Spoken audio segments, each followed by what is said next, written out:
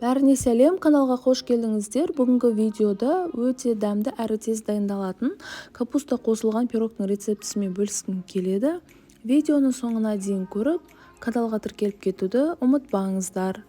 Ең алдымен таза дымқыл ыдысымызға еліктен өткізілген ұнымызды салып, 1 шай қасық тұз, 1 шай қасық қопсытқыш және де 1 ас қасық қантымызды салып, араластырып аламыз.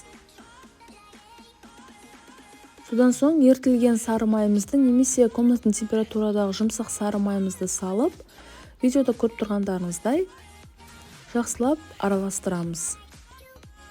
Оның үстінен салқын 20% сметанамызды салып, бір жұмыртқамызды жарып салып, қолдың көмегімен қамырымызды біріктіріп алатын боламыз.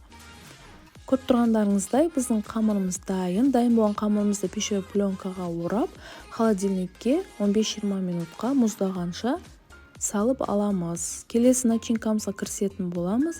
Қызып тұрған сұйық майымызда туралған пиязымызды салып, жақсылап қызарғанша қуырамыз.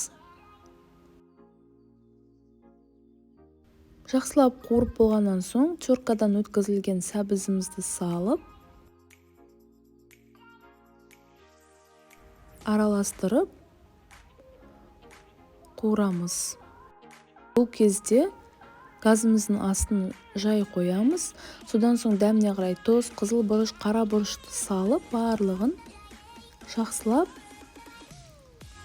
араластырамыз. Дайын болғаннан соң туралған капустамызды салып, тағы да кішкене дәміне қарай тұз салып, араластырып, жақсылап қуырамыз. Көріп тұрғандарыңыздай, біздің начинкамыз дайын, суығанша шетке қоямыз. Келесі қамырымызға кірісеміз. Қамырымызды 2 бөлікке бөліп аламыз. Бір бөлігін орап қоямыз. Енді бір бөлігін кішкене ұнымызды сеуіп, орташа қалыңдықта жақсылап жайып аламыз. Жайып алған қамырымызды пергамент қағазын төсеп, пісіретін формамызға орналастырамыз. Жан-жақтын түзетіп, суыған начинкамызды саламыз. Құрамы мен мөлшерін төменгі описаниеден таба аласыздар.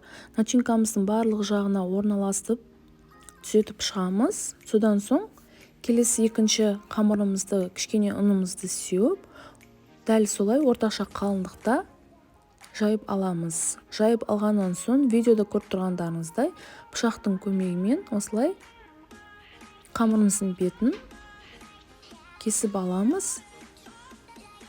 Осылай жасасақ, өте әдемі болып шығады.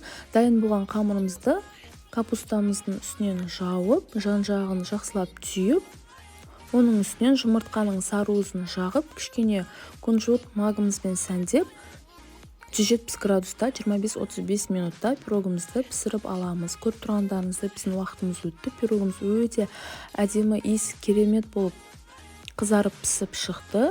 Сәл суытып, суығаннан соң кесіп дәмін көре берсек болады. Сіздер де үйде дайындап көріңіздер, өте дәмді болып шықты. Егер де видео рецепт ұнаса, каналға тіркеліп кетуді ұмытпаңыздар. Ас болсын!